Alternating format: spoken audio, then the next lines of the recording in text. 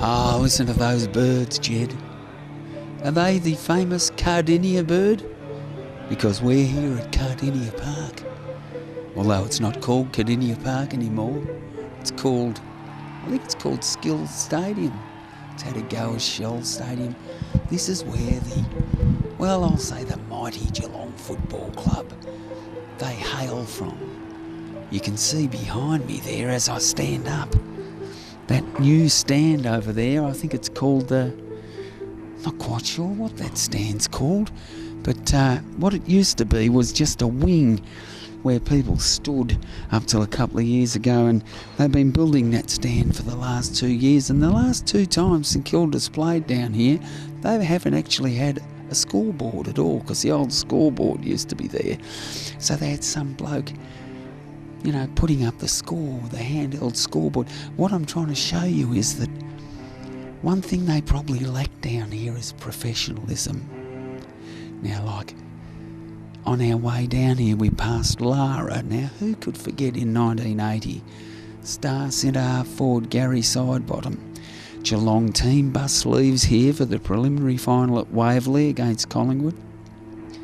They're going to pick up Sidey at the Lara turn-off. They get there at about 12:30. No sign of Sidey. This is a preliminary final I'm talking about.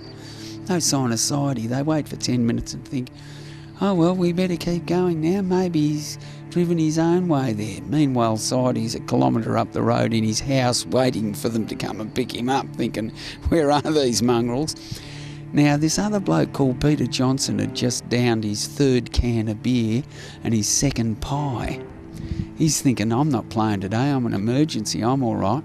They get to the ground at Waverley. Sidey's not there. Peter Johnson has to strip and play. Well, he's half pissed. He's had 3 pies.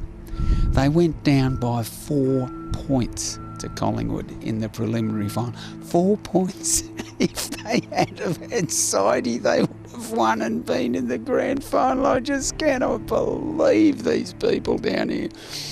When I was growing up, we always said Geelong is 15 years behind the times. Like, you come down here and when we were wearing our bell-bottom jeans, the Geelong people still had the old jeans. And then we got onto the tight jeans and they were wearing the bell-bottom jeans. I can't help but feel sorry for these people. Like, they've got the Doug Wade stand there, they had Billy Goggin, they had Polly Farmer.